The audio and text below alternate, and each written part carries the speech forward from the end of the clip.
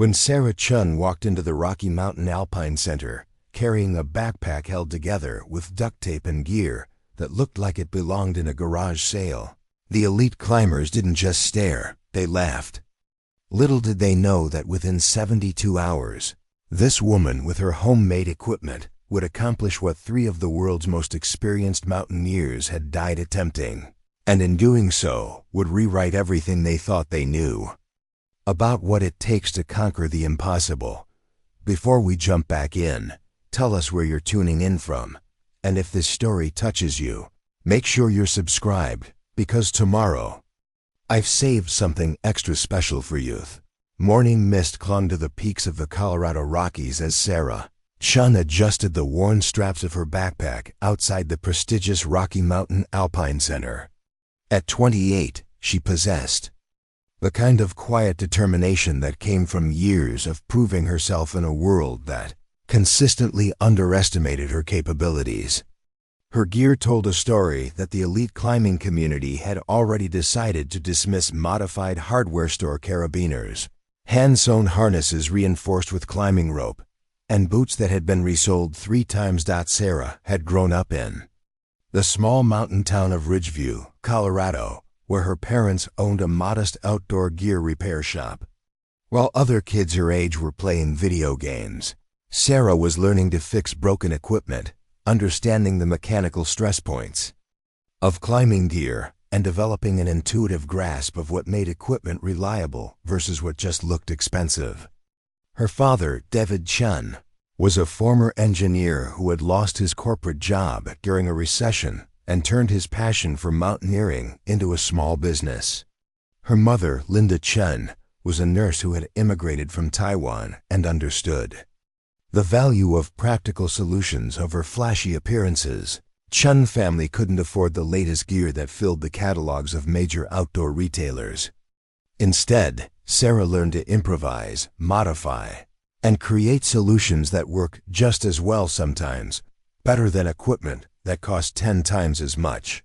She discovered that a carefully modified hardware store pulley could perform as reliably as a specialized climbing pulley costing $200.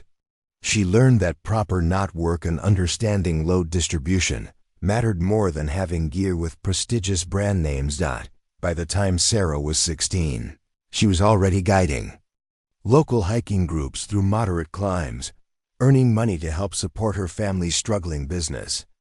She developed a reputation among the locals for her safety record and her ability to get people up mountains that other guides considered too challenging for amateur climbers. But the local climbing community was small, and Sarah knew that if she wanted to pursue mountaineering seriously, she would need to prove herself in larger arenas. The Rocky Mountain Alpine Center represented everything Sarah aspired to reach. Located in Boulder, it was where the elite climbers gathered, people who had summited Everest, conquered technical routes in the Himalayas, and whose names appeared in mountaineering magazines. The center was more than just a gear shop. It was a social hub where climbing expeditions were planned, where sponsors met athletes, and where reputations were made or destroyed. Sarah had saved for 8 months to afford the specialized mountaineering course that the center offered. It wasn't just about learning techniques she already knew how to climb. It was about gaining credibility, making connections, and proving that she belonged among serious mountaineers.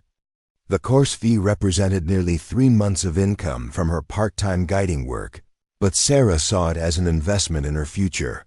When she walked through the center's glass doors that first morning, carrying her carefully maintained, but obviously second-hand gear, the reaction was immediate and unmistakable.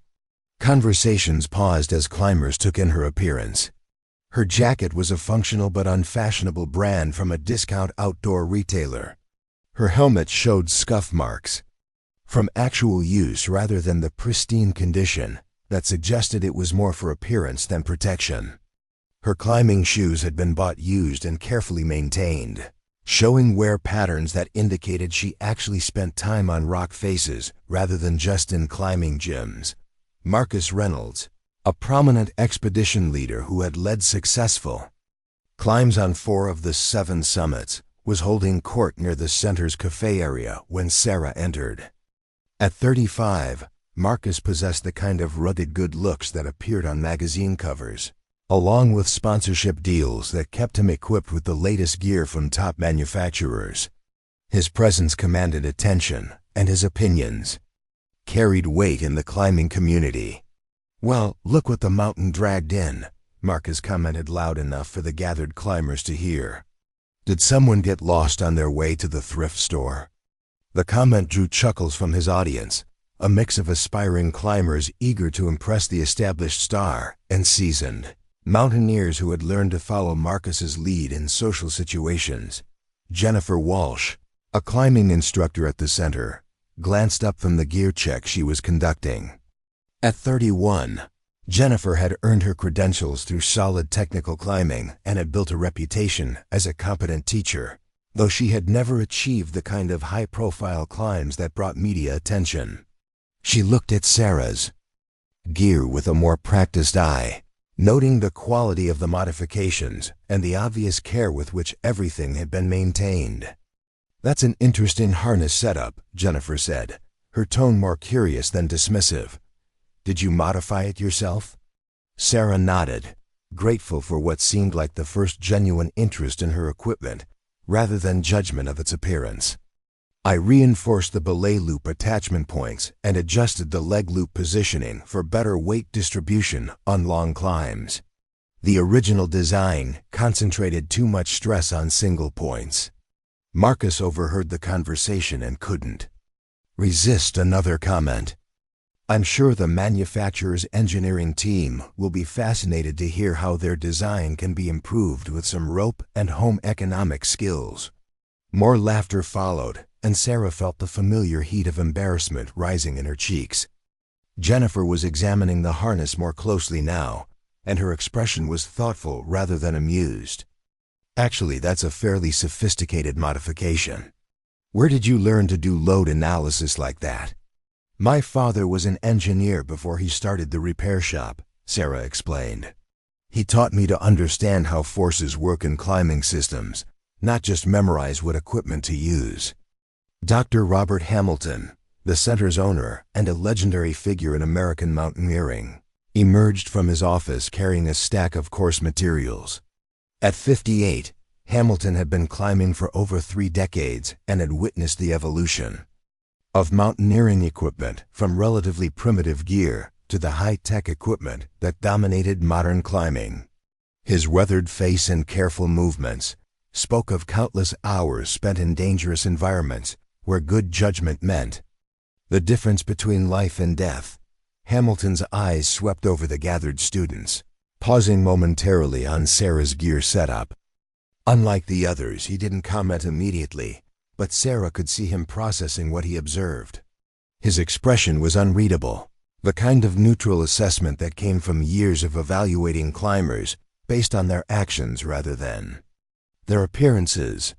"Welcome to Advanced Mountaineering Techniques," Hamilton began, his voice carrying the authority of someone who had earned respect through accomplishment rather than self-promotion. "Over the next 3 weeks, you'll learn skills that will either save your life or help you understand why you shouldn't be on serious mountains in the first place." The course roster included 12 participants, ranging from college students with trust funds and the latest gear to experienced climbers looking to refine their high-altitude techniques. Sarah quickly realized she was the only participant whose gear looked like it had been assembled from multiple sources rather than purchased as a coordinated system from a single manufacturer. During the equipment check that followed the introduction, each participant was required to demonstrate their gear knowledge and explain their equipment choices. When Marcus's turn came, he displayed an impressive array of cutting-edge equipment, each piece representing the latest innovations in materials and design. His ice axe alone cost more than Sarah's entire gear collection, and his explanation of each item's technical specifications demonstrated both his knowledge and his access to equipment that most climbers could only dream of owning. "This is the new titanium ice tool from Alpine Innovations," Marcus explained, holding up a piece of equipment that looked more like a work of art than a climbing tool. It's 40% lighter than steel alternatives while maintaining superior strength characteristics. The ergonomic grip design reduces hand fatigue during extended ice climbing sequences. When Sarah's turn arrived, the atmosphere in the room shifted slightly. She could feel the attention of her fellow participants, some curious, others clearly skeptical about what kind of explanation she could provide for her obviously budget-conscious gear selection. "This ice axe belonged to my father," Sarah began, holding up a tool that showed obvious signs of use and careful maintenance. "It's older than most of the gear here, but it's been on more mountains than probably any other piece of equipment. In this room, I've replaced the handle once and resharpened the head multiple times, but the basic design is sound." She continued through her gear, explaining each modification and the reasoning behind her choices. Her rope was a previous generation model that she'd bought used but had tested carefully for integrity. Her crampon system was a hybrid she'd created by combining parts from two different manufacturers to achieve better fit and performance than either original design provided. What became clear as Sarah spoke was that while her gear might not look impressive, she understood every piece of equipment at a level that went beyond brand recognition or marketing specifications. She could explain the physics of how each piece worked, the stress points where failures typically occurred, and the modifications she'd made to improve performance or reliability. Dr. Hamilton listened to her presentation with increasing interest, occasionally asking technical questions that revealed a depth of understanding that surprised even Jennifer. When Sarah finished, the room was quiet for a moment before Hamilton nodded approvingly. "Knowledge of equipment principles matters more than equipment cost," he said simply. "We'll see how well these principles translate to practical application." But as the group broke up for the day, Sarah could hear the whispered conversations that followed her presentation. The general consensus seemed to be that while she might understand gear in theory, real mountaineering required more than improvised equipment and textbook knowledge. Marcus was particularly vocal in his skepticism. "Understanding engineering is one thing," he told a small group that had gathered around him. "But when you're hanging from a cliff face in a storm, you want gear that's been tested by professionals, not some homemade contraption that might fail when you need it most." Sarah overheard the comment as she packed her gear, feeling the familiar mixture of frustration and determination that had driven her since childhood.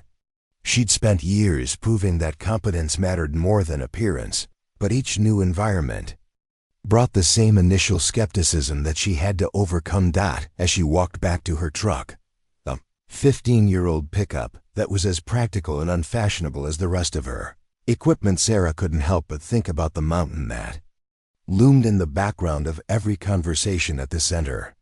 Mount Persistence, a 14,200-foot peak in the nearby Sawtooth Range, had gained notoriety over the past year after claiming the lives of 3 experienced climbers in separate incidents. The mountain wasn't technically the most difficult climb in Colorado, but it had developed a reputation for punishing small mistakes and testing climbers in ways that pure technical skill couldn't always overcome. The weather patterns were unpredictable, the rock quality varied dramatically between sections, and the route to the summit required constant decision-making about equipment placement and risk assessment. Sarah had studied Mount Persistence extensively, reading accident reports, analyzing route descriptions, and studying topographical maps until she could visualize every section of the climb. She understood why the mountain had proved fatal to climbers who possessed superior technical skills and expensive equipment. The challenge wasn't just physical, it was mental, requiring the kind of judgment that came from understanding mountains as complex systems, rather than just technical challenges to be overcome with the right gear. But Sarah kept these thoughts to herself as she drove home through the mountain darkness. Tomorrow would bring new challenges and new opportunities to prove that her approach to mountaineering was not just viable, but potentially superior to the equipment-focused mentality that dominated the climbing culture she was trying to enter. The lights of Boulder faded in her rearview mirror as she headed back toward Ridgeview. But her mind was already focused on the days ahead and the chance to demonstrate that sometimes the best solutions came not from the latest innovations but from understanding fundamental principles and applying them with creativity and precision. Preparing and narrating this story took us a lot of time, so if you are enjoying it, subscribe to our channel. It means a lot to us. Now back to the story. The second day of the advanced mountaineering course began at dawn with a practical skills assessment on the center's indoor climbing wall. Dr. Hamilton had designed the session to evaluate each participant's technical abilities under controlled conditions before moving to outdoor environments where mistakes could have serious consequences. The artificial wall was equipped with adjustable features that could simulate various rock types and climbing challenges, from crack systems to overhanging faces. Sarah arrived early, as was her habit, and spent time studying the routes that had been set for the assessment. Unlike the others who gathered in small social groups discussing weekend climbing trips and exotic destinations they planned to visit, Sarah focused on analyzing the movement sequences and equipment placements that would be required for each route. Her methodical approach to preparation was something she'd learned from her father, who had always emphasized that successful engineering required understanding problems completely before attempting solutions. Marcus Reynolds entered the facility with his usual entourage of admirers, his gear bag filled with the latest indoor climbing shoes and chalk that probably cost more than Sarah's monthly food budget. He moved with the confident swagger of someone who had never questioned whether he belonged in elite climbing circles, and his commentary on the routes was delivered with the authority of someone accustomed to having his opinions validated. The route setters clearly don't understand what constitutes a real challenge, Marcus announced to his group. These artificial problems are nothing compared to what you encounter on actual mountains. When I was climbing the north face of the Eiger last year, we faced conditions that would make these gym climbs look like children's playground equipment. Jennifer Walsh was setting up the belay stations and checking safety equipment when she overheard Marcus's critique. As someone who had actually helped design the routes based on real climbing scenarios she'd encountered in the field, she found his dismissiveness both inaccurate and unhelpful for the students who needed to focus on learning rather than impressing their peers. These routes are based on actual climbing sequences from documented ascents, Jennifer said calmly. The goal isn't to replicate the physical environment, but to teach decision-making skills and equipment usage in situations where we can control the variables and focus on technique. Dr. Hamilton called the group to attention and explained the assessment format. Each participant would climb 3 routes of increasing difficulty, with evaluations based not just on successful completion, but on efficiency of movement, appropriate equipment usage, and safety consciousness. The assessment was designed to reveal each climber's fundamental approach to problem-solving under pressure. The first route was a moderate, technical climb that required basic rope management and anchor placement. Most participants completed it without significant difficulty, though there were notable differences in their approaches. Marcus attacked the route with aggressive movements that demonstrated his physical strength and confidence, completing it in impressive time, but using more energy than necessary. Several other participants followed similar approaches, prioritizing speed and apparent difficulty over efficiency. When Sarah's turn came, her style was immediately distinctive. She moved deliberately, testing each hold and placement before committing. Her route finding was economical, avoiding unnecessary movements and conserving energy for more challenging sections. What was most notable was her equipment usage. She achieved secure placements with fewer pieces of protection than other climbers, but her anchor systems were textbook examples of load distribution and redundancy. Interesting approach, Dr. Hamilton murmured to Jennifer as they watched Sarah climb. She's climbing the route instead of fighting it. The second route presented more complex challenges, including a section that required creative problem-solving to navigate an overhang, followed by a delicate traverse where precise footwork was essential. This was where differences in experience and approach became more apparent. Several participants struggled with the transition from powerful moves to technical precision, and 2 climbers failed to complete the route on their first attempts. Marcus completed the route, but with visible effort, his aggressive style less suited to the technical demands of the traverse section. His commentary afterward focused on criticizing the route design rather than analyzing his own performance, suggesting that the problems were artificially contrived and didn't reflect real climbing conditions. Sarah's ascent of the second route demonstrated a different kind of climbing intelligence. She spent more time than others studying the route before beginning, visualizing the movement sequences and identifying the key decision points where technique would matter more than strength. Her actual climbing was smooth and controlled, with each movement flowing naturally into the next. Her equipment placements were minimal, but strategically positioned at points where they provided maximum security. For the technical sections, she's reading the rock, Jennifer observed, not just climbing it. The third route was designed to test participants under pressure, a challenging sequence that required commitment to moves where retreat would be difficult, combined with time pressure that simulated the urgency climbers often face in mountain environments. Dr. Hamilton had included this route specifically to observe how participants handled stress and uncertainty, qualities that were crucial for serious mountaineering. The route proved to be a watershed moment for several participants. 2 climbers attempted it but backed off when they reached the commitment point, recognizing that they were operating beyond their comfort zones. Marcus completed the route, but only after a lengthy struggle on the crux section, his usual confidence replaced by visible tension as he worked through moves that challenged his technical limits. Sarah approached the third route with the same methodical preparation she'd shown on the easier climbs, but there was an intensity in her focus that hadn't been present before. She studied not just the holds and protection placements, but the overall system of the route, how each section connected to the next where the points of no return occurred, and what backup plans might be available if her primary strategy failed.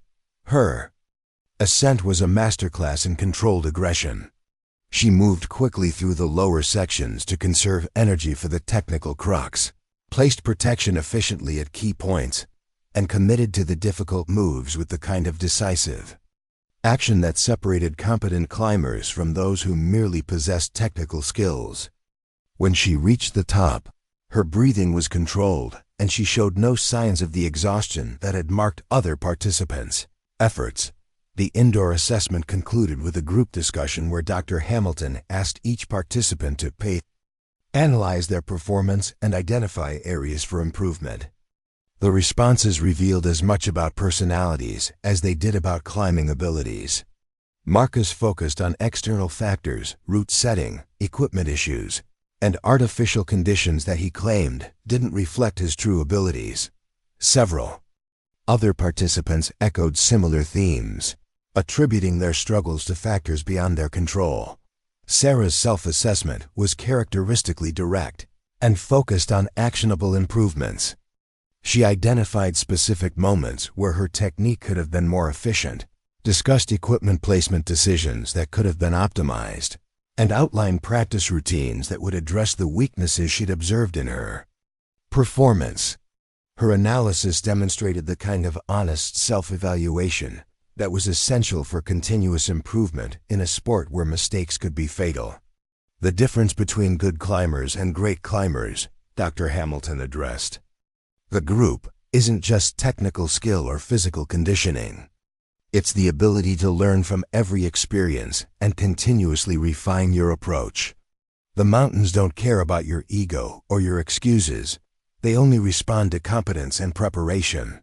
After the formal session ended, participants gathered in small groups to discuss their experiences and plan evening activities. Sarah found herself somewhat isolated from these social interactions, partly by choice and partly due to the subtle exclusion that came from being perceived as different from the group's social norms. While others made plans for expensive dinners and discussed their latest gear acquisitions, Sarah used the time to study topographical maps and accident reports from recent climbing incidents in the region. Jennifer approached Sarah as she was packing her equipment, having observed both her climbing performance and her isolation from the group's social dynamics. As an instructor, Jennifer had seen many talented climbers whose potential was limited by their inability to integrate into the climbing community's social structures, and she recognized that Sarah's situation required careful handling. "You climbed well today," Jennifer said. "Your equipment placements were particularly impressive, very efficient and well-reasoned." Sarah looked up from organizing her gear, surprised by the compliment. "Thank you. I try to think through the physics of each placement, rather than just following standard patterns. It shows." "Where did you learn to analyze routes that way?" Sarah explained her background, helping her father with gear repairs and modifications, describing how understanding failure points in equipment had taught her to see climbing systems as integrated wholes rather than collections of individual techniques. Jennifer listened with growing interest, recognizing that Sarah's approach represented a level of systematic thinking that was rare among climbers who had learned primarily through imitation and trial and error. "Have you given any thought to guiding?" Jennifer asked. "The center sometimes needs instructors for specialized courses, and your analytical approach could be valuable for teaching advanced students." The suggestion caught Sarah off guard. She had focused so intensely on proving herself as a climber that she hadn't considered how her skills might translate into teaching opportunities. But the idea appealed to her. It would provide a way to share knowledge while continuing to develop her own abilities. Their conversation was interrupted by Marcus and his group, who were discussing plans for the weekend that included an attempt on a challenging local peak. The discussion was loud enough to ensure that other participants could hear about the exclusive nature of the expedition and the high level of skill required for participation. "We're thinking about tackling the east face of Granite Peak," Marcus announced. "It's a serious climb, definitely not appropriate for beginners or anyone without proven high-altitude experience." The implication was clear. This was an invitation for some and a pointed exclusion for others. Sarah wasn't surprised to find herself among those not invited, but she was struck by the realization that the climbing community's social hierarchies were as rigid as any she'd encountered in other environments. As participants began leaving the center, Sarah remained behind to review her notes from the day and prepare for the next phase of the course, which would move to outdoor environments where the stakes would be higher and the margin for error significantly reduced. She was confident in her technical abilities, but she understood that the real challenges lay ahead, not just in demonstrating competence on rock and ice, but in proving that her approach to mountaineering could succeed in environments where conventional wisdom and expensive equipment were considered essential for survival. The evening light was fading as Sarah finally packed her gear and headed for her truck. Tomorrow would bring new challenges and new opportunities to demonstrate that sometimes the most effective solutions came from understanding fundamental principles rather than following established patterns. She had spent her entire climbing career being underestimated, and while the pattern was frustrating, she had learned to use others' low expectations as motivation to exceed what they thought possible. As she drove back through the mountain darkness toward Ridgeview, Sarah's mind was already focused on the outdoor phase of the course and the chance to prove that her homemade equipment and unconventional approach could perform when it truly mattered. The third phase of the advanced mountaineering course moved to Cascade Falls, a dramatic ice climbing venue 2 hours north of Boulder, where frozen waterfalls created natural laboratories for testing winter climbing techniques. The transition from controlled indoor environments to unpredictable outdoor conditions separated theoretical knowledge from practical competence, And Dr. Hamilton had specifically chosen this location because it demanded both technical precision and adaptability to changing conditions. Sarah arrived at the staging area before dawn, her breath visible in the frigid mountain air as she methodically checked her equipment. The temperature had dropped to 15 degrees below zero overnight, creating ideal ice conditions, but also increasing the stakes for any equipment failures or technical mistakes.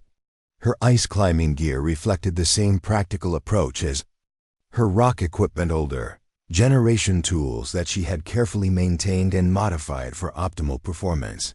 The other participants arrived in a convoy of expensive SUVs, their gear bags filled with the latest ice climbing technology.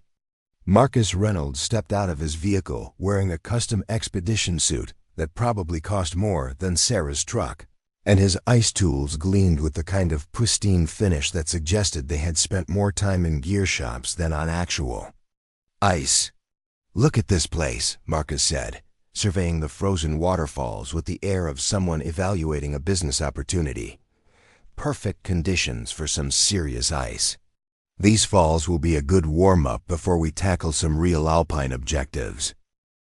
Dr. Hamilton gathered the group at the base of the ice formation, a 60-foot frozen waterfall that offered multiple route options of varying difficulty. The ice quality was excellent, thick, stable formations that would provide solid tool placements while still requiring technical skill to navigate efficiently. However, Hamilton emphasized that ice climbing demanded a different mindset from rock climbing, with constantly changing conditions and the need to read ice quality in real time. "Ice is a dynamic medium," Hamilton explained, his weathered hands demonstrating proper tool placement techniques. "What looks solid from a distance might be hollow or unstable when you actually engage with it. Your equipment needs to work perfectly, but more importantly, you need to develop the judgment to recognize good ice from bad ice before your safety depends on that recognition." The morning's instruction covered advanced ice climbing techniques, reading ice formations, proper tool placement angles, efficient movement patterns that minimized energy expenditure, and most critically, recognizing signs of ice instability that could lead to catastrophic failures. Hamilton's teaching style was methodical and safety-focused, reflecting decades of experience in environments where small mistakes could have fatal consequences. Sarah absorbed the instruction with intense concentration, asking technical questions about ice formation physics and load distribution that demonstrated her engineering background. Her questions went beyond basic technique to explore the underlying principles that governed ice climbing systems, and Hamilton found himself engaging in increasingly sophisticated discussions about stress analysis and failure modes. When practical climbing began, the differences in approach and equipment philosophy became immediately apparent. Marcus attacked the ice with powerful, aggressive movements, his expensive tools biting deeply into the frozen surface with satisfying thunks that suggested complete security. His style was impressive to watch, fluid, confident, and seemingly effortless as he powered through technical sections that challenged other participants. Several other participants struggled with the transition from rock to ice climbing, finding that techniques that worked on solid stone were inadequate for the dynamic, ever-changing medium of frozen water. Two climbers had difficulty achieving secure tool placements, their expensive equipment functioning perfectly, but their technique failing to adapt to ice-specific requirements. Sarah's approach to ice climbing reflected the same analytical methodology she brought to all technical challenges. She spent time studying each section of ice before committing to moves, testing placements carefully and reading the ice quality through subtle visual cues and the sound of her tools engaging the surface. Her equipment might have looked less impressive than others, but her tool placements were consistently solid and her movement efficient. "She's climbing smart," Jennifer Walsh observed to Dr. Hamilton as they watched Sarah navigate a particularly challenging section. "Look at how she's reading the ice structure before each placement." Hamilton nodded, noting that Sarah's technique demonstrated an understanding of ice climbing that went beyond memorized patterns to encompass real-time analysis of changing conditions. Her placements were conservative but effective, and her overall approach suggested someone who prioritized safety and efficiency over appearance or speed. The morning session concluded with each participant leading a pitch of moderate ice climbing, while others provided belay support. This exercise tested not just individual technical skills, but also the ability to function as part of a climbing team, communicating effectively and managing shared risk in challenging conditions. Marcus led his pitch with characteristic confidence, placing protection aggressively and moving quickly through the technical sections. His performance was solid, though Jennifer noted that his protection placements were somewhat excessive effective for safety but inefficient in terms of equipment usage and energy expenditure. When Sarah's turn came to lead, her climb demonstrated a different philosophy of risk management. She placed fewer pieces of protection than other climbers, but each placement was strategically positioned at points where it provided maximum security for the most challenging moves. Her communication with her belayer was clear and specific, and her overall approach suggested someone who understood that leading ice climbs required balancing multiple variables simultaneously. "Clean climbing," Hamilton commented as Sarah completed her lead. "Efficient protection placement and good route finding." The afternoon session moved to more advanced techniques, multi-pitch ice climbing that required transitioning between different ice qualities and managing complex anchor systems. This was where the gap between theoretical knowledge and practical application became most apparent, as participants had to integrate technical skills with judgment calls about route selection and risk management. The exercise revealed significant differences in problem-solving approaches. Marcus continued his aggressive style, powering through technical challenges with brute force and expensive equipment. His solutions were effective but energy-intensive, and Jennifer noted that his approach might not scale well to longer, more demanding climbs where efficiency would become crucial. Sarah's performance on the multi-pitch routes was revelatory. Her route finding was economical, avoiding unnecessary difficulties and conserving energy for genuinely challenging sections. Her anchor building was textbook perfect, demonstrating load distribution principles that reflected deep understanding of climbing systems rather than memorized techniques. Most impressively, her equipment functioned flawlessly despite its humble appearance, with each piece performing exactly as needed throughout the demanding climbs. During a break between climbs, Dr. Hamilton approached Sarah while she was reorganizing her gear and reviewing notes on ice conditions. Her systematic approach to continuous learning had caught his attention, and he was curious about her long-term climbing objectives. "You've got solid technique," Hamilton said. "Have you given any thought to more serious alpine objectives?" Sarah looked up from her notes, surprised by the question.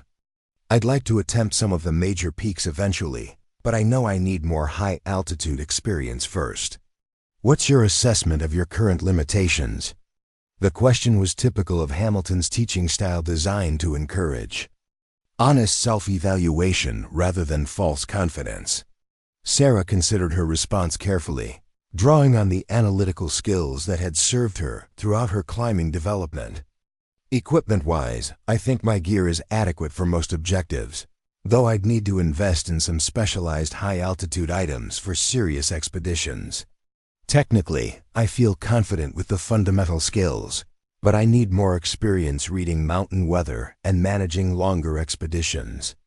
My biggest limitation is probably access to serious climbing objectives. Most of the major routes require team participation, and I haven't established those relationships yet." Hamilton nodded appreciatively.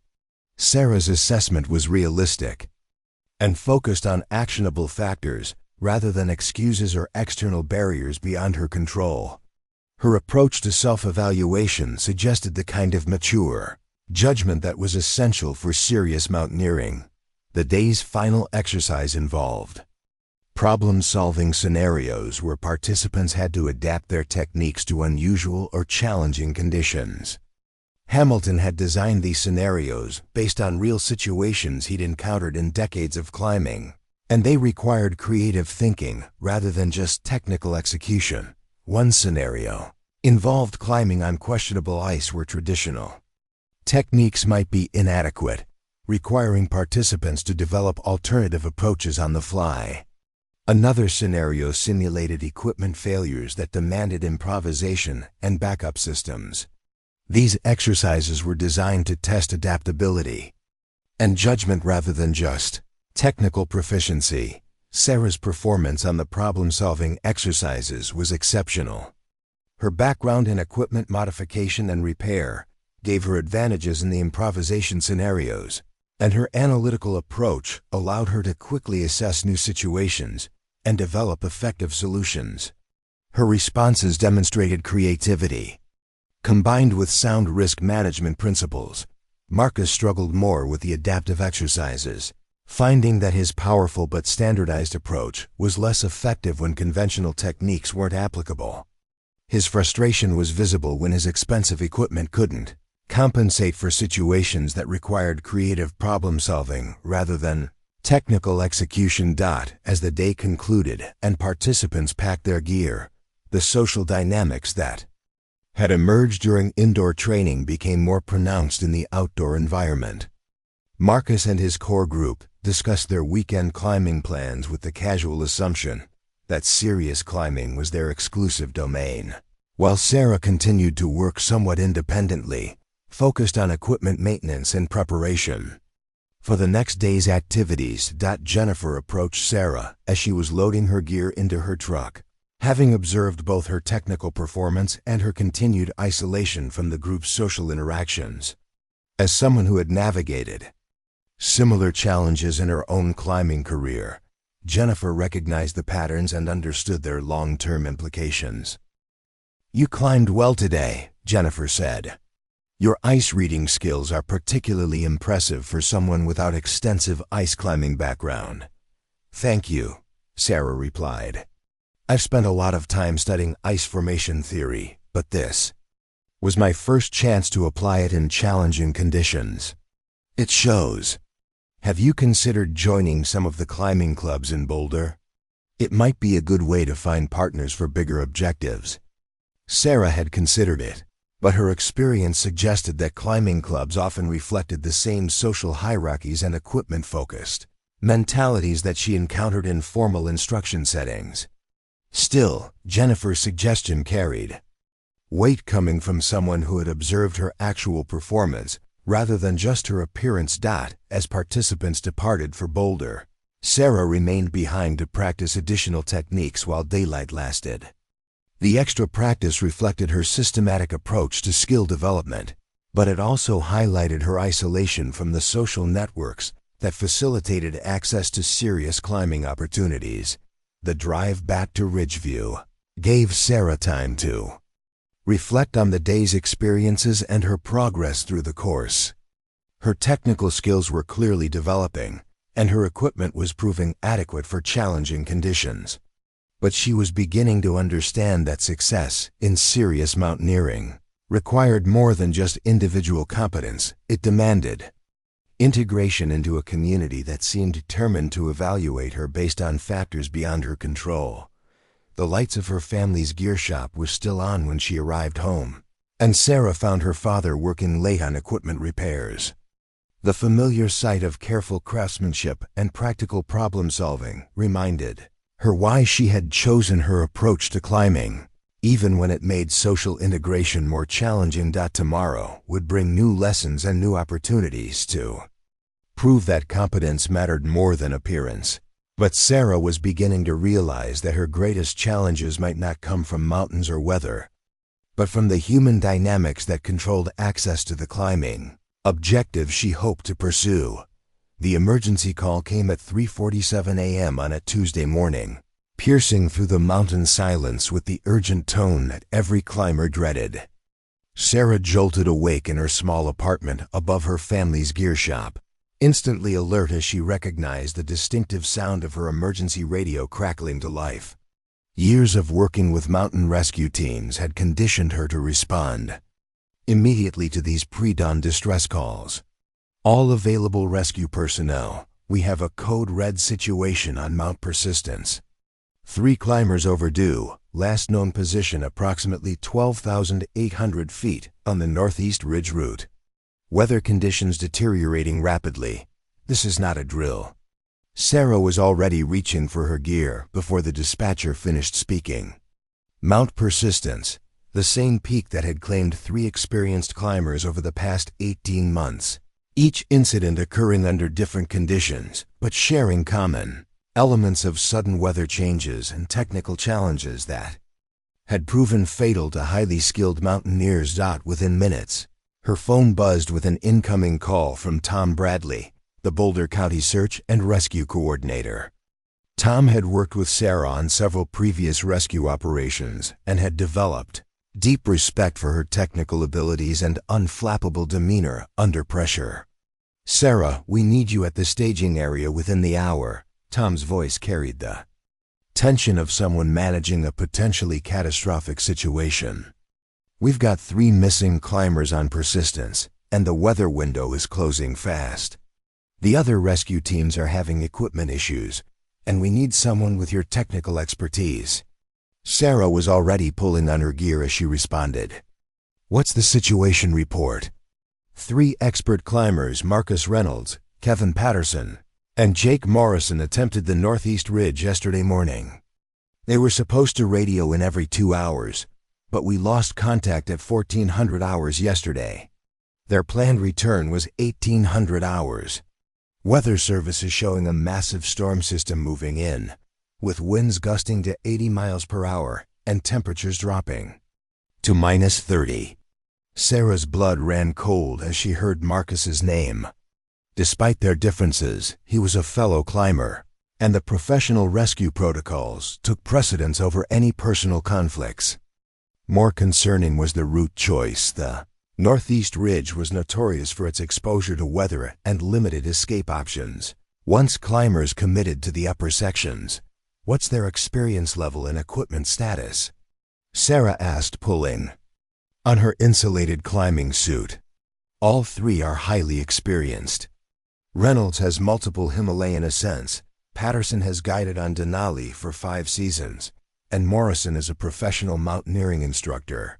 Equipment-wise, they had the latest gear money could buy: satellite communication, GPS navigation, high-end shelter systems. The irony wasn't lost on Sarah.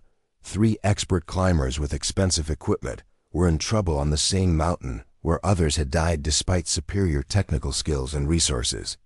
Mount Persistence had a way of neutralizing advantages that worked on other peaks, requiring something beyond conventional mountaineering expertise. Sarah arrived at the rescue staging area to find controlled chaos.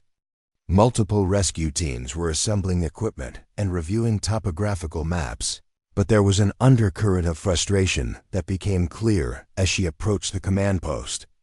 Dr. Hamilton was there in his capacity as a consulting expert, along with Jennifer Walsh and several other experienced mountaineers from the climbing center. "Status report," Sarah requested as she joined the planning group. Tom Bradley looked up from the maps, his expression grim. "We've got multiple problems. The helicopter can't fly in these wind conditions, so any rescue has to be ground-based. The Alpine Rescue Team's equipment suffered catastrophic failures. During gear checks, their primary rope systems tested below safety standards, and their shelter equipment won't handle the predicted storm conditions." Jennifer added, "The technical rescue specialists from Denver are en route, but they won't arrive for at least 4 hours. By then, the weather window will be completely closed." Dr. Hamilton was studying the topographical maps with the intensity of someone calculating survival odds. The Northeast Ridge has 3 potential shelter sites, but only one offers real protection from the weather system that's incoming. If they're smart, they'll hunker down at the 13,200-foot bivouac site and wait for conditions to improve. And If they're not at that site?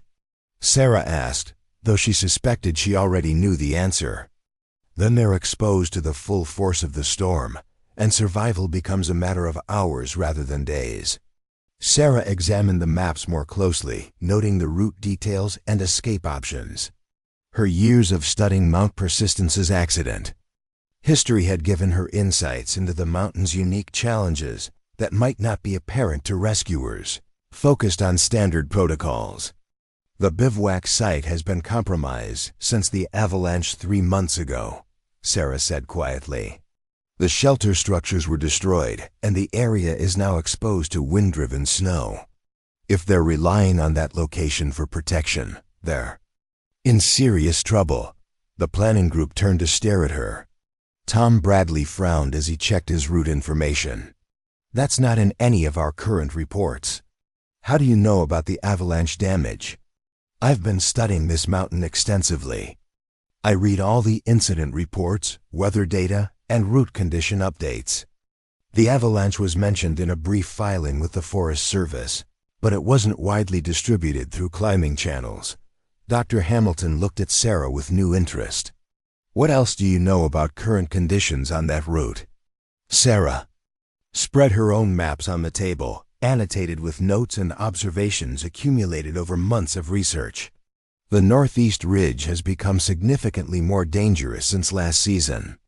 The rock quality has deteriorated in several key sections due to freeze-thaw cycles, and the traditional protection placements are no longer reliable. More importantly, the weather patterns have shifted. Storms now approach from a different direction, creating wind tunnels in areas that were previously sheltered. Jennifer studied Sarah's annotations, recognizing the depth of analysis that had gone into the route research. This is incredibly detailed work. Where did you get access to this information? Multiple sources: accident reports, weather service data, geological surveys, and interviews with guides who've worked the area. I've been preparing for an attempt on this mountain, so I've researched it thoroughly. Tom Bradley was reviewing Sarah's route analysis when another emergency radio call interrupted the planning session. The voice was weak and broken by static, but unmistakably urgent. Mayday, mayday, this is Reynolds on Mount Persistence. We're trapped at approximately 13,000 feet. Morrison has severe hypothermia. Patterson has a compound leg fracture. Our shelter failed in the wind. We need immediate evacuation. The command post erupted in controlled activity as rescue protocols kicked into high gear. But the reality of the situation was stark. Traditional rescue approaches were impossible due to weather conditions and equipment failures, and the missing climber's condition was deteriorating rapidly. How long until the Denver technical team arrives? Dr. Hamilton asked. Tom checked his watch and radio communications. Minimum 3 hours, probably longer given road conditions. The storm is already affecting travel routes. These climbers don't have 3 hours, Sarah said quietly. Severe hypothermia at that altitude, in these wind conditions, with failed shelter survival time, is measured in minutes, not hours. The brutal mathematics of mountain rescue were clear to everyone present. Traditional protocols and standard equipment weren't adequate for the current emergency, and every minute of delay decreased the probability of a successful rescue. Sarah looked at the maps one more time, calculating routes and timing. I can reach them. The command post fell silent except for the sound of wind against the building and the crackling of emergency radios. Tom Bradley was the first to respond. Sarah, this isn't a standard rescue situation. The conditions are beyond anything we'd normally attempt.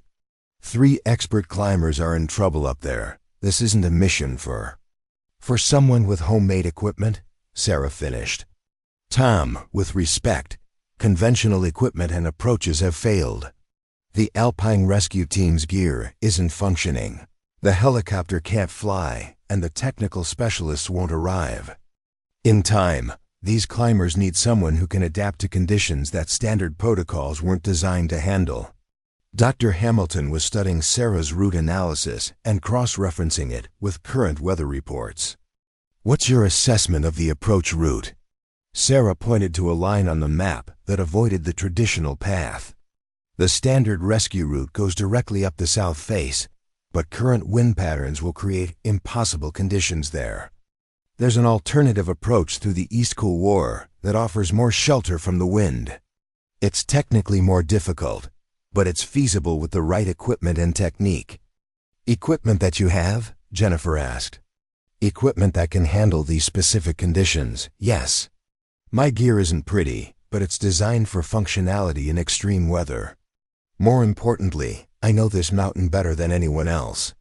Here, Tom Bradley was clearly struggling with the decision.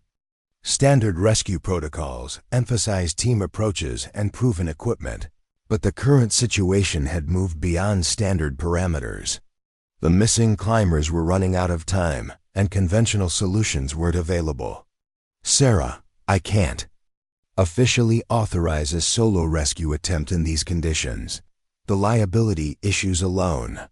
Then don't authorize it, Sarah replied calmly. I'm a qualified mountaineer attempting to reach fellow climbers in distress. That's not a rescue operation. That's what climbers do for each other. Dr. Hamilton spoke up, his voice carrying the authority of decades of mountain experience. She's right about the conditions and the route analysis. More importantly, she's the only person here with both the equipment and knowledge to attempt this rescue. Jennifer was examining Sarah's gear, noting the modifications and weatherproofing that standard equipment lacked. Your shelter system will it handle 4 people in these wind conditions? It's designed for exactly these conditions. The modification I made to the frame structure distributes wind load more effectively than standard designs, and the materials are rated for extreme cold. Another radio transmission crackled through the static. Reynolds to base. Morrison losing consciousness. Can't maintain body temperature. Need help now. The desperation in Marcus's voice cut through any remaining debate. Sarah was already shouldering her pack and checking her equipment one final time. I'm going, she announced. Whether it's official or not, those climbers need help, and I'm the only one who can reach them in time. As Sarah headed toward her truck, Tom Bradley called after her. Sarah, bring them home. She nodded without turning around. The storm was intensifying, and every minute of delay meant decreased survival chances for the trapped climbers. Mount Persistence was waiting, and this time, her unconventional approach and homemade equipment would face the ultimate test. The ascent began in darkness at 4:30 a.m., with Sarah's headlamp cutting through swirling snow as she navigated the approach. Trail to Mount Persistence. The storm had intensified during her drive to the trailhead, transforming what should have been a routine approach into a battle against nature's fury. Wind gusts approaching 50 miles per hour drove ice crystals horizontally across the mountain face, creating visibility conditions that would have grounded any sensible climbing attempt. Sarah's route plan avoided the standard climbing approaches, instead following a more technical but sheltered path through the East Couloir system. Her months of studying the mountain's weather patterns and geological features had revealed this alternative route, which utilized natural wind shadows and terrain features that provided protection from the worst of the storm conditions. Her equipment performed exactly as designed during the initial ascent. The modified pack frame distributed the load efficiently while maintaining a low profile that reduced wind resistance, and her layering system regulated body temperature despite the extreme cold. Most critically, her navigation equipment, a combination of GPS units, compass systems, and altimeter readings, provided reliable position data even when visibility dropped to near zero. The first major challenge came at 9,200 feet, where the East Couloir narrowed into a technical climbing section that required precise route finding in whiteout conditions. Standard climbing protocols would have called for retreat at this point, but Sarah's preparation had included contingency plans for exactly these conditions. She activated her backup navigation system, a carefully calibrated dead reckoning approach that used time, pace counting, and terrain features to maintain position awareness when electronic systems became unreliable. Her climbing technique adapted to the extreme conditions with modifications she had practiced during training sessions that others had considered overly cautious. Each tool placement was tested twice before committing weight. Protection was placed more frequently than normal climbing would require, and her movement patterns prioritized security over speed. The homemade equipment modifications proved their worth as ice tools maintained grip in conditions that would have challenged standard gear, and her shelter system remained intact despite wind loads that exceeded manufacturer specifications. By 7:30 a.m., Sarah had reached 11,400 feet and the lower edge of the zone where the missing climbers were believed to be trapped.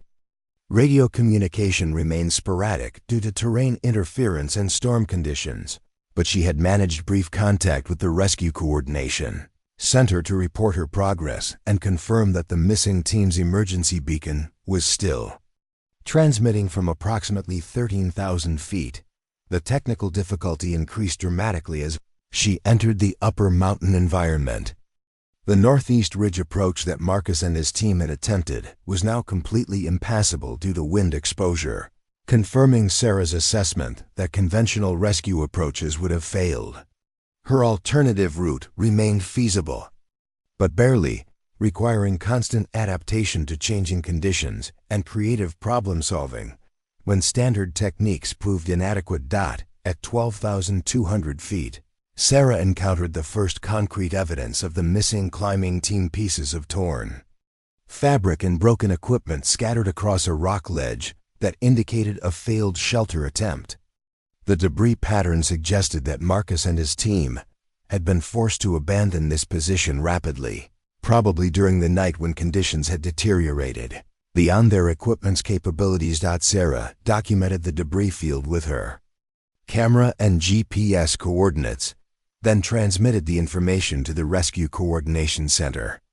The evidence confirmed her worst suspicions about the missing team's situation. They were operating without adequate sheltering conditions that were rapidly becoming unsurvivable. Her own equipment continued to function reliably despite conditions that were testing every system to its limits.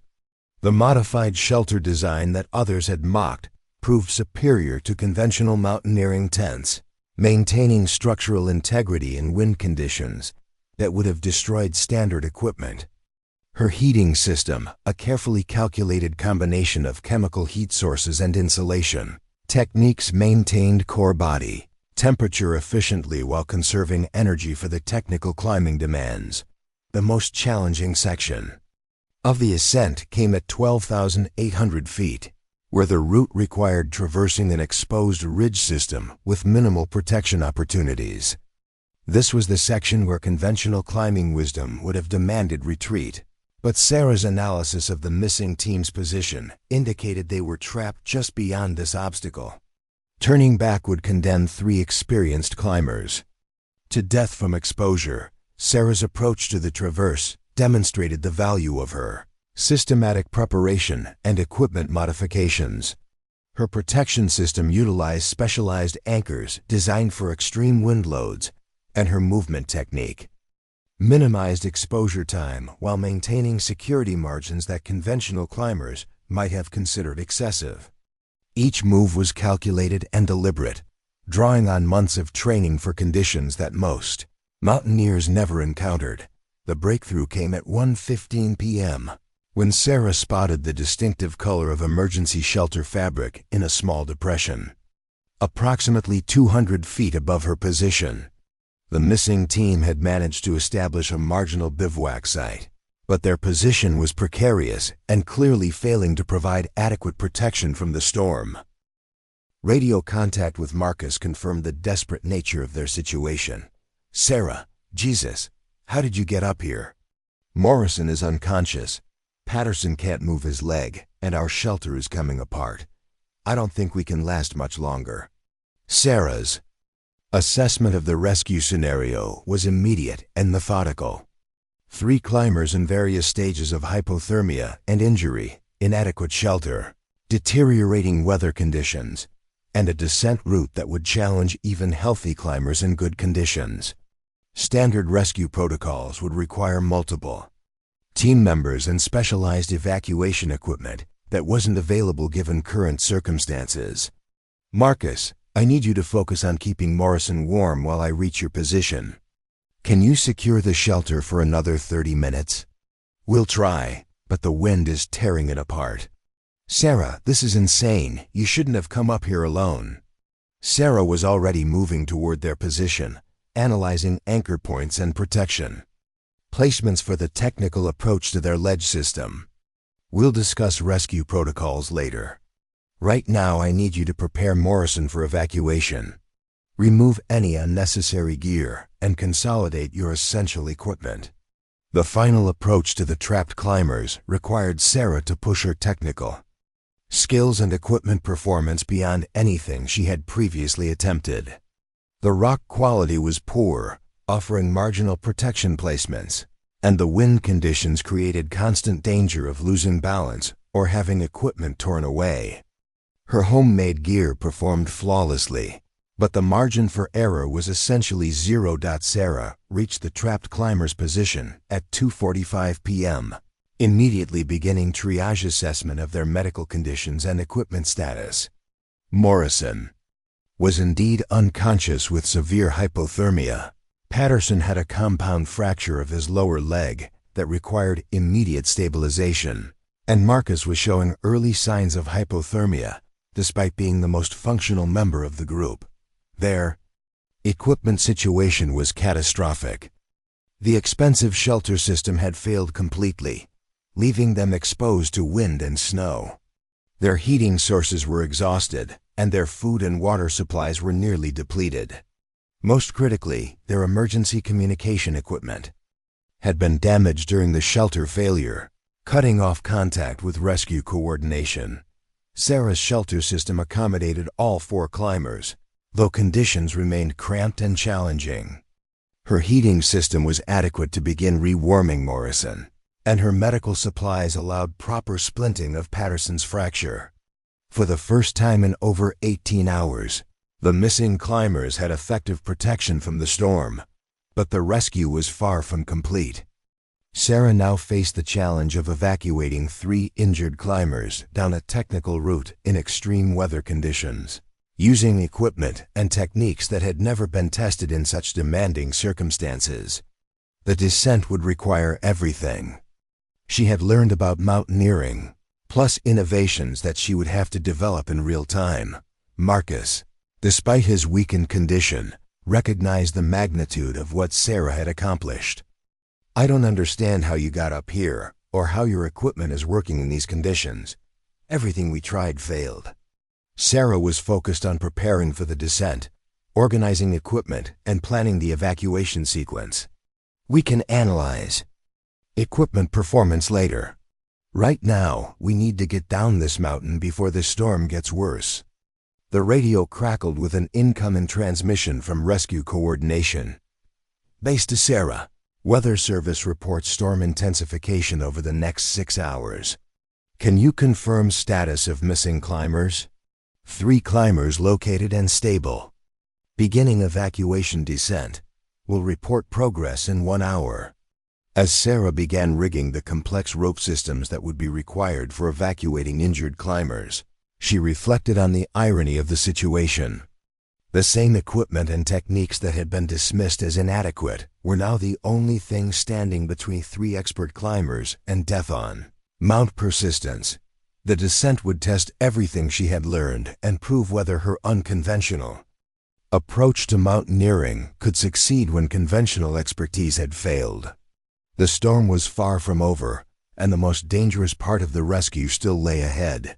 The evacuation began at 3:20 p.m., with Morrison strapped to Sarah's improvised rescue sled, a lightweight frame she had constructed using modified tent poles and climbing rope.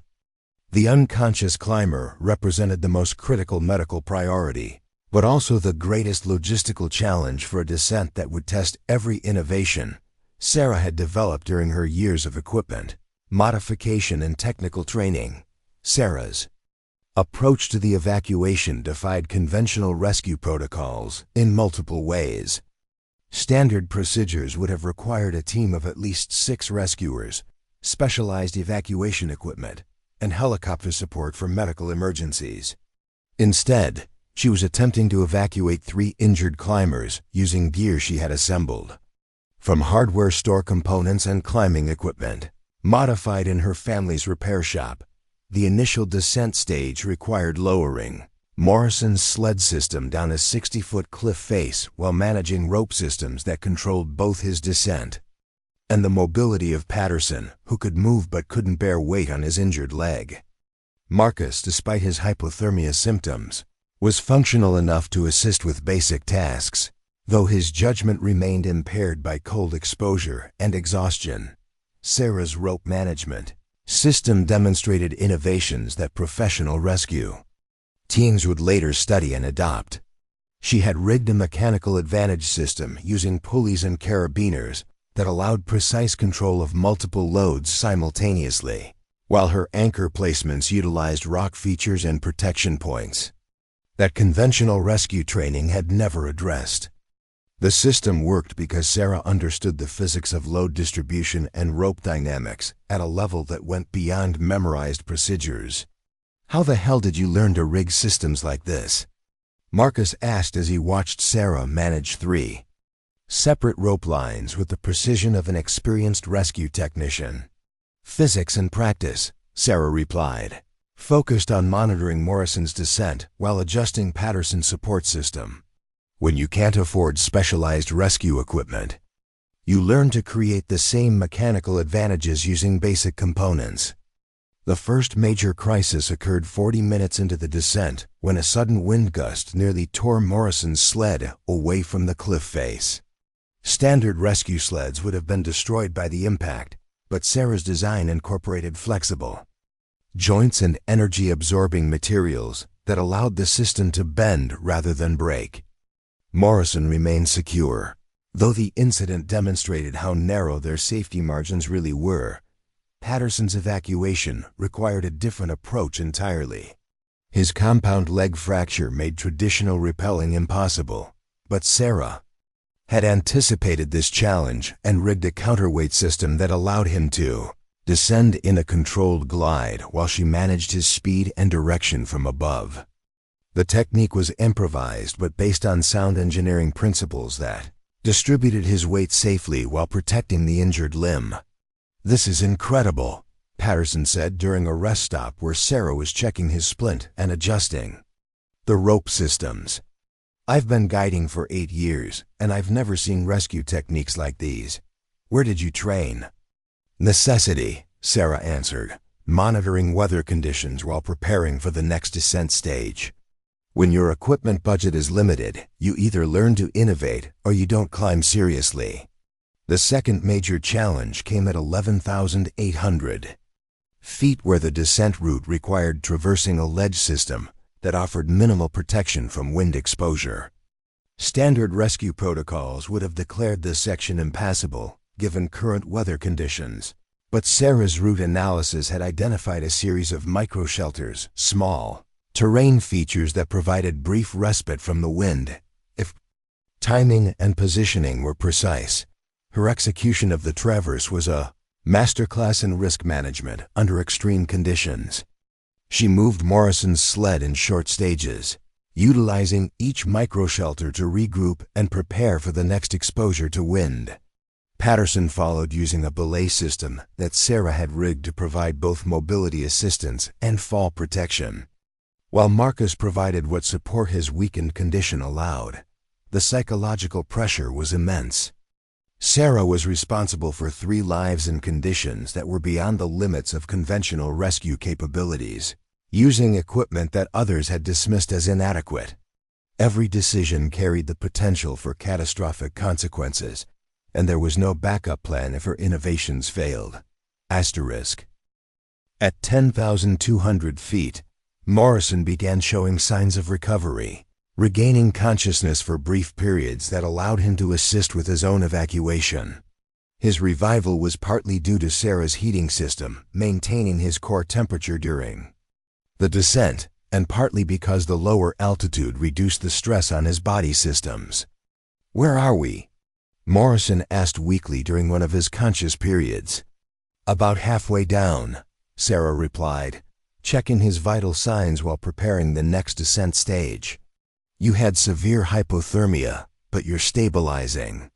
Can you move your fingers and toes?" Morrison's recovery was encouraging, but it also created new challenges. A conscious patient could assist with evacuation procedures, but could also make decisions that might compromise safety if his judgment remained impaired by altitude exposure and hypothermia effects. The most technically demanding section of the descent came at 9,600 feet, where the route required rappelling down a sheer wall with multiple anchor transitions. Sarah had to lower 3 people simultaneously while managing her own descent, using rope systems that she was improvising in real time based on terrain features and anchor availability. Her approach utilized techniques that combined traditional mountaineering with rescue innovations she had developed through years of problem-solving with limited resources. Each anchor system was redundant but efficient, providing safety margins that exceeded professional standards, while using equipment that conventional rescue teams wouldn't have considered adequate.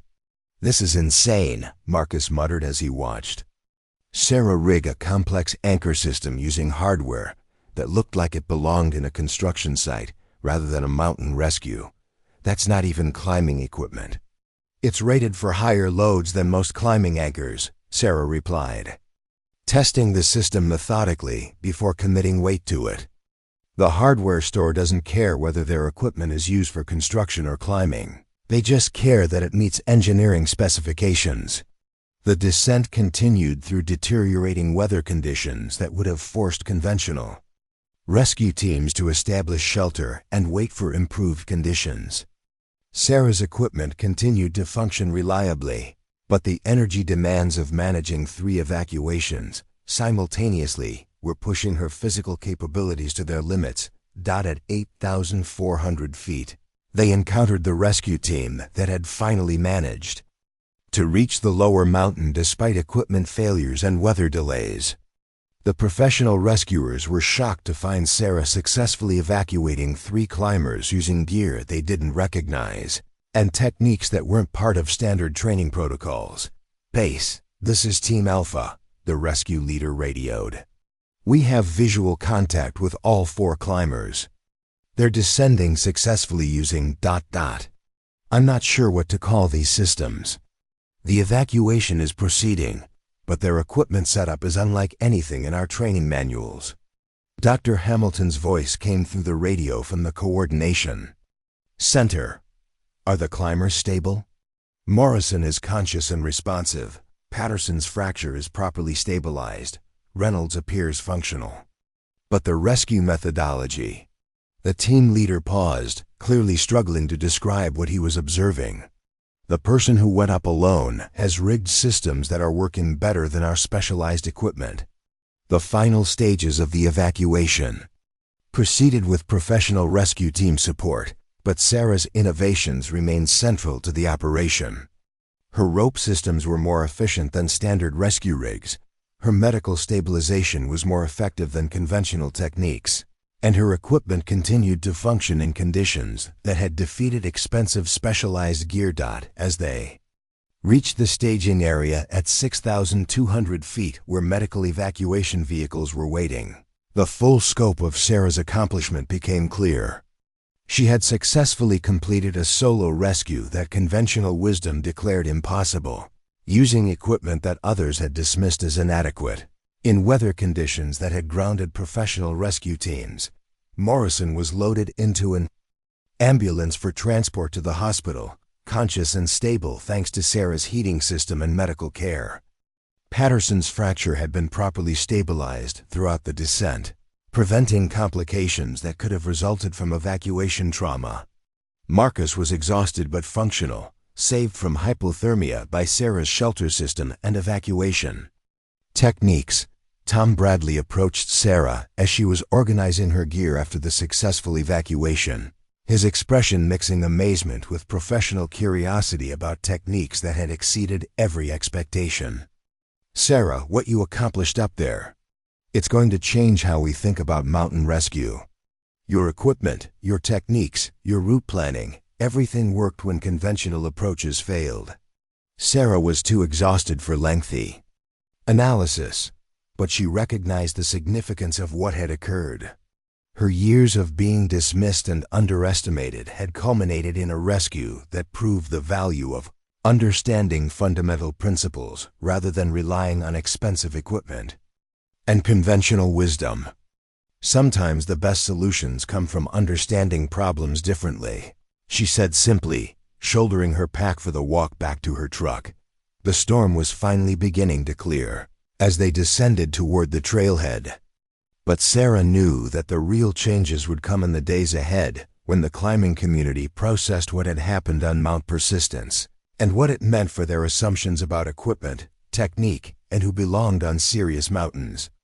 Aftermath of the Mount Persistence rescue unfolded over the following 48 hours like a seismic shift in the mountaineering community. News of Sarah's solo evacuation of 3 expert climbers spread through climbing networks with the speed and impact of an avalanche, challenging fundamental assumptions about equipment, technique, and credibility that had governed the sport for decades. The first indication of how profoundly the rescue had disrupted established thinking came during the medical debriefing at Boulder General Hospital. Dr. Elizabeth Murphy, the emergency physician treating Morrison and Patterson, requested a detailed interview with Sarah about her medical stabilization, techniques, and equipment systems that had prevented serious complications during the evacuation. "In 20 years of treating climbing injuries, I've never seen hypothermia management this effective in field conditions," Dr. Murphy explained as she reviewed Morrison's treatment records. "His core temperature recovery during descent was remarkable. Your heating system maintained therapeutic levels that should have been impossible with portable equipment." Sarah found herself explaining modifications she had made to standard chemical heating pads, waterproofing improvements, insulation techniques, and layering systems that maximized heat retention while minimizing weight and bulk. Her innovations weren't revolutionary in concept, but their practical effectiveness had exceeded anything Dr. Murphy had encountered in mountain rescue medicine. "The fracture stabilization was equally impressive," Dr. Murphy continued, examining X-rays of Patterson's leg. "No displacement during evacuation, no tissue damage from improper immobilization. You maintained better alignment than some professional medical teams achieve with specialized equipment." The medical validation was significant, but it was only the beginning of a broader reevaluation that was spreading through multiple professional communities. The Boulder County Search and Rescue Team requested a formal presentation of Sarah's rescue techniques, recognizing that her innovations could improve their capabilities in extreme conditions. Tom Bradley organized the presentation for the following evening, inviting not just local rescue personnel, but representatives from professional mountaineering organizations, equipment manufacturers, and climbing schools throughout the region. The audience that gathered at the rescue training facility included many of the same people who had dismissed Sarah's equipment as inadequate just days earlier. Dr. Hamilton introduced Sarah to the assembled group, his comments carrying weight that reflected his stature in the mountaineering community. "What we witnessed on Mount Persistence challenges conventional thinking about rescue capabilities and equipment requirements." Sarah Chun accomplished what multiple professional teams with specialized equipment could not achieve, using gear that many of us would have considered inadequate for serious mountaineering. Sarah's presentation was methodical and technical, focusing on the engineering principles and practical innovations that had made the rescue possible. She explained her route analysis techniques, demonstrated her equipment modifications, and walked through the decision-making process that had guided her actions throughout the emergency. The audience response revealed the depth of cognitive dissonance that Sarah's success had created. Some attendees asked technical questions that reflected genuine interest in understanding her innovations. Others posed challenges that seemed designed to minimize the significance of her accomplishment or find flaws in her methodology. Marcus Reynolds, who had been released from the hospital that morning, attended the presentation despite his ordeal on the mountain. His presence added credibility to Sarah's account, but his comments revealed the psychological complexity of being rescued by someone he had previously dismissed. "I want to be clear about something," Marcus said during the question period. 3 days ago, I thought Sarah's equipment was junk and her approach was amateurish. I was wrong on both counts. Her gear worked when ours failed, her route knowledge was superior to ours, and her rescue techniques were more effective than anything I learned in professional mountaineering courses. The admission was gracious, but it also highlighted the broader implications of what had occurred. If expert climbers with expensive equipment could misjudge Sarah's capabilities so completely, what other assumptions about mountaineering were equally flawed? Jennifer Walsh raised a question that cut to the heart of the matter. "Sarah, your innovations seem to prioritize function over form, effectiveness over appearance. How much of the climbing community's equipment focus is actually counterproductive?" Sarah considered her response carefully, recognizing that her answer would influence how her rescue was interpreted by the mountaineering establishment. "I think the focus on latest generation equipment sometimes displaces attention from fundamental skills and problem-solving abilities. Expensive gear can enable certain capabilities, but it can also create dependencies that become liabilities when conditions exceed equipment specifications." The comments sparked heated discussion among audience members, with equipment manufacturers defending their products and professional guides arguing about the role of gear versus technique in serious mountaineering.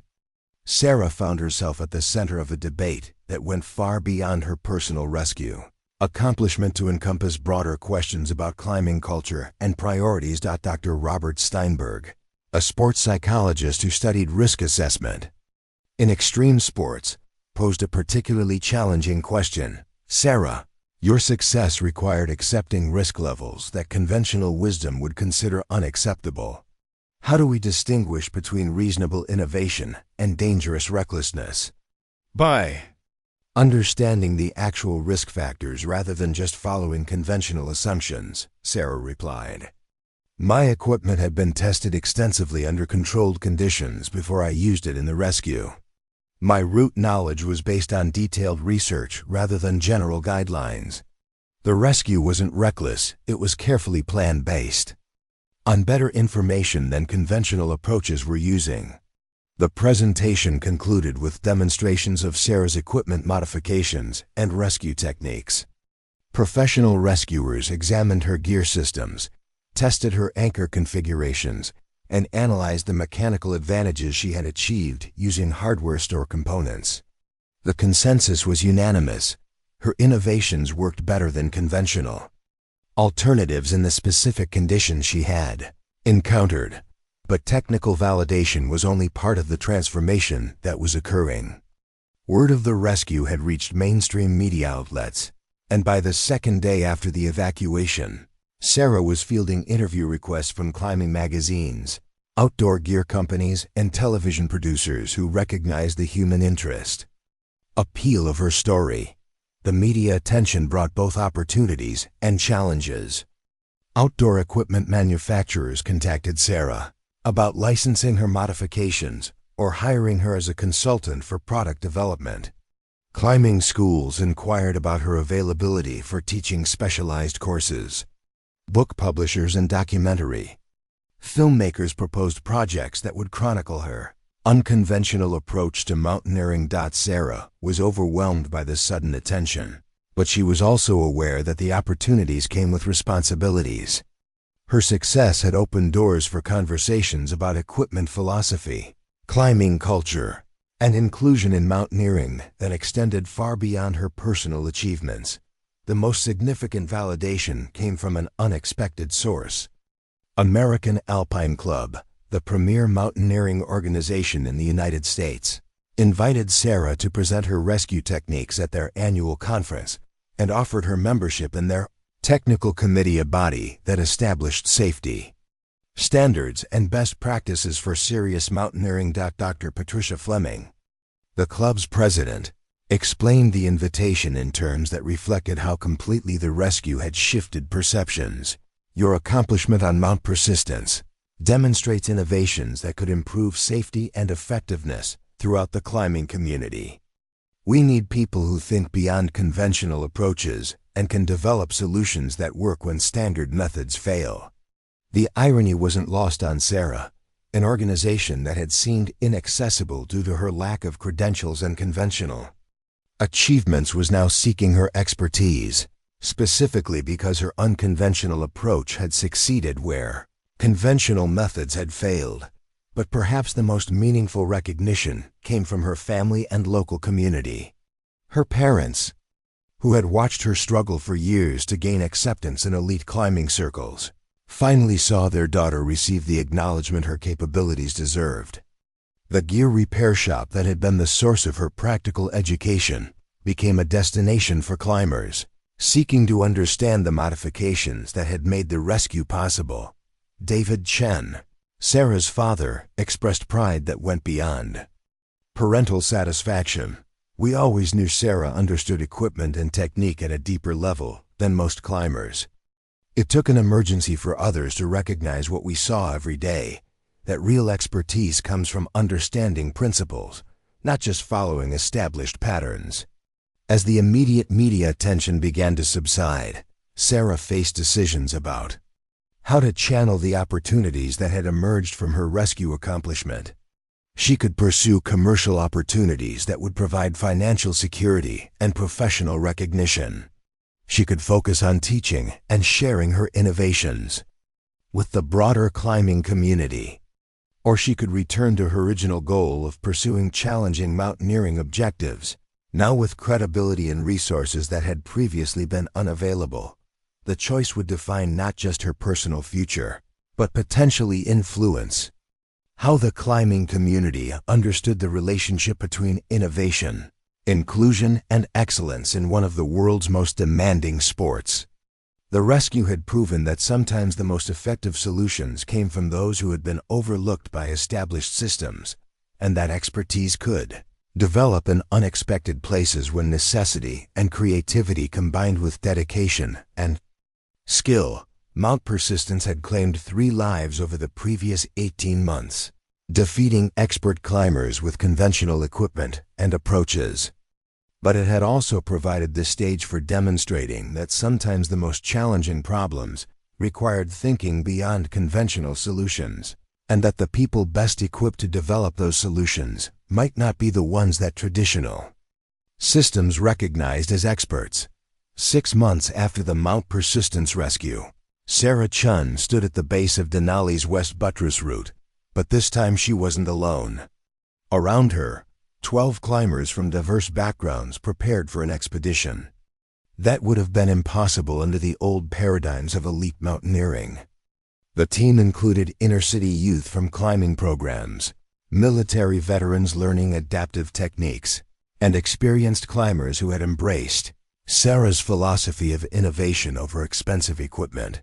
The expedition represented the culmination of changes that had rippled through the mountaineering community since Sarah's rescue had challenged fundamental assumptions about who belonged on serious mountains and what constituted adequate preparation. Sarah had chosen to use her newfound credibility not for personal gain, but to create opportunities for others who had been excluded from elite climbing by economic barriers and cultural gatekeeping. "Remember, we're climbing as a team," Sarah addressed the group during the final equipment check. "Individual egos stay at base camp. Our success depends on supporting each other and making decisions based on conditions, not proving points." The expedition was funded through a combination of sponsorships from equipment manufacturers who wanted to study Sarah's innovations in high-altitude conditions, grants from organizations promoting diversity in outdoor sports, and crowdfunding.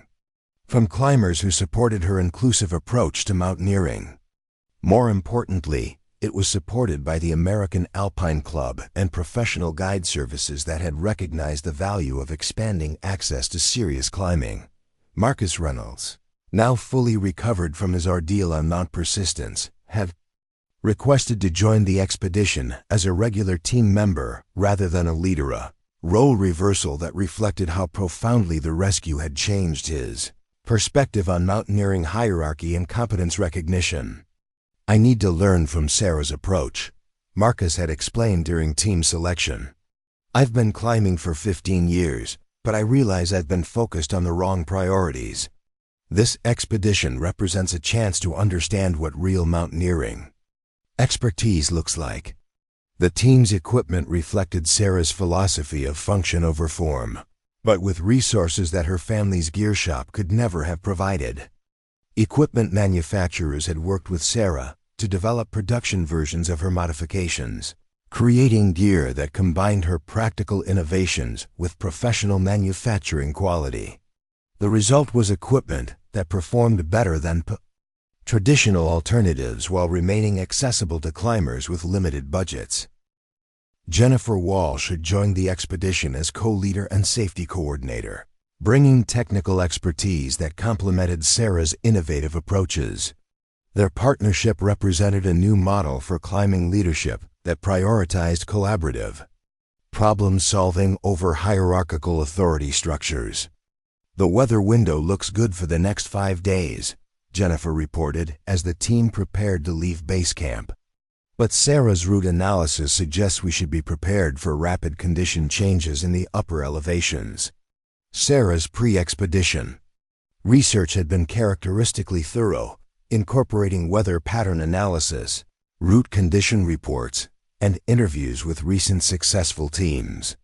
But she had also developed new information sources, including satellite imagery analysis and consultation with Alaska Native guides whose traditional knowledge provided insights that conventional mountaineering literature overlooked. The ascent proceeded with the methodical precision that had become Sarah's trademark, but scaled up to accommodate team dynamics and multiple skill levels. Her innovations in group management and decision-making proved as valuable as her equipment modifications, creating expedition efficiency that exceeded what traditional leadership approaches typically achieved. At 14,200 feet, the team encountered conditions that would have forced many expeditions to retreat. Sudden weather deterioration, combined with equipment challenges that tested both individual preparation and group cohesion. Sarah's response demonstrated how completely her approach had evolved from the defensive competence of someone proving herself to the confident leadership of someone focused on team success.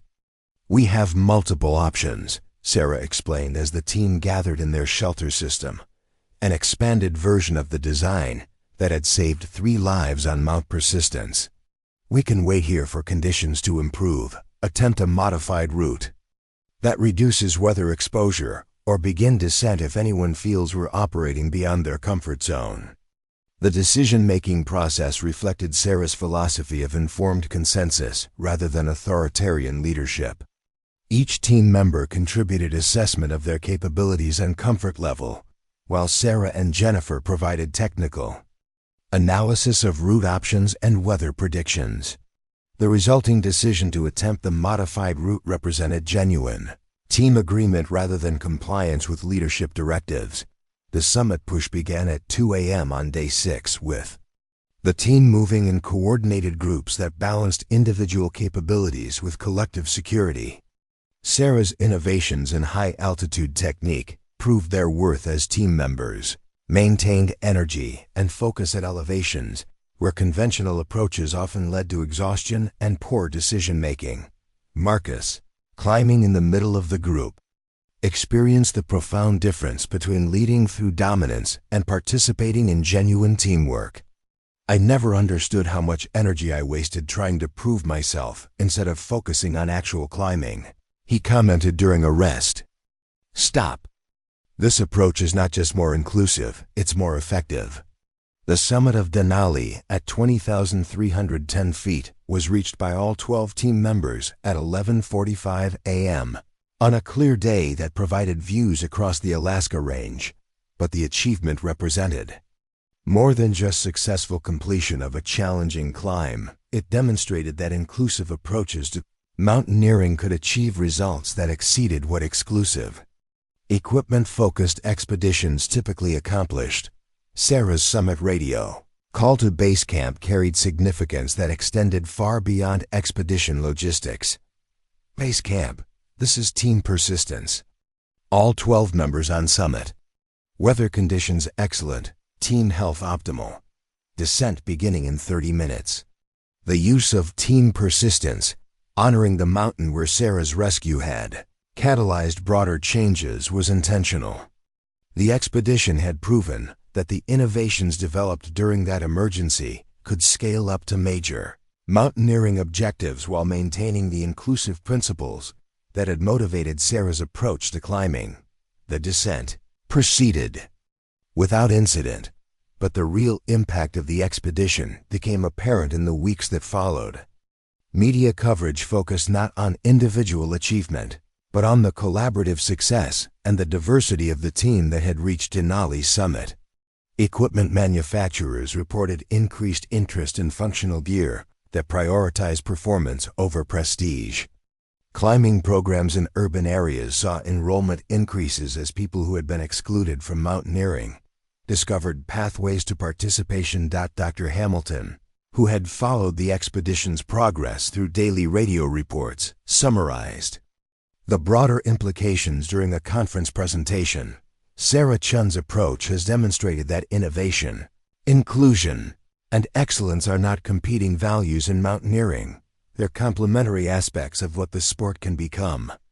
When we focus on actual performance rather than artificial barriers, the transformation extended to institutional changes within the climbing community.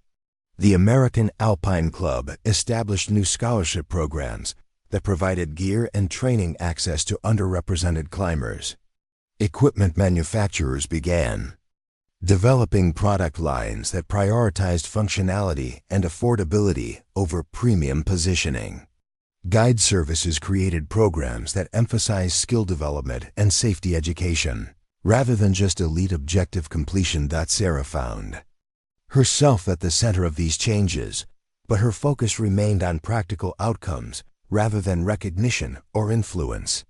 She had established a nonprofit organization that provided modified equipment and technical training to climbers who couldn't access traditional resources, and she continued to push her own climbing objectives while mentoring others who shared her innovative approach.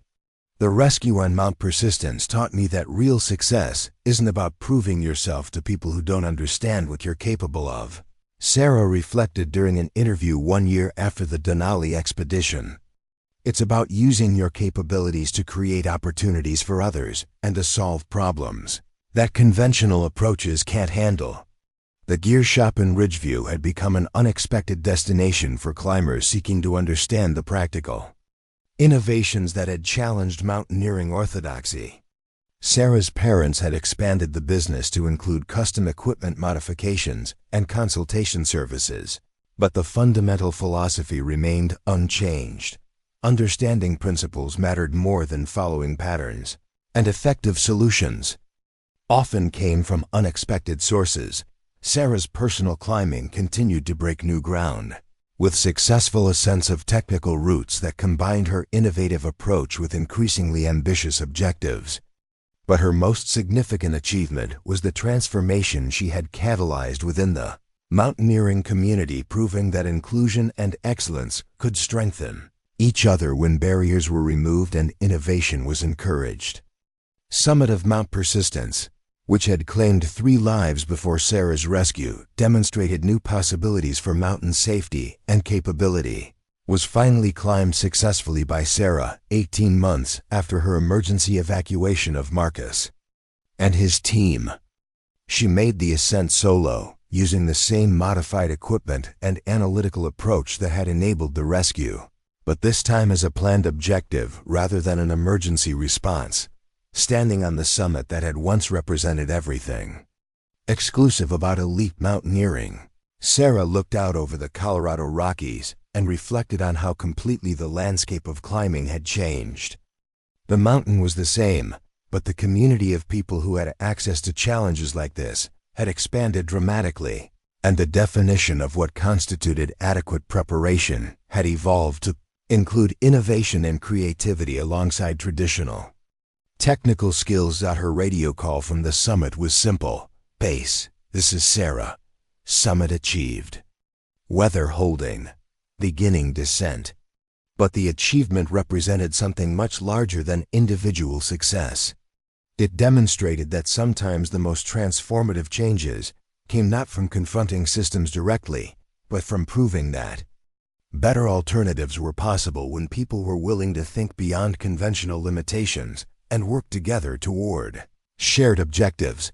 The mountains remained as challenging as ever, but the community of people equipped to meet those challenges had grown stronger, more diverse, and more innovative than anyone had thought possible. When Sarah first walked into the Rocky Mountain Alpine Center, carrying the equipment that others dismissed as inadequate, her homemade gear had become the foundation for a homemade revolution that changed everything. Up next, you've got 2 more standout stories right on your screen. If this one hits the mark, you won't want to pass these up. Just click and check them out. And don't forget to like, subscribe, and turn on the notification bell so you don't miss any upload from us.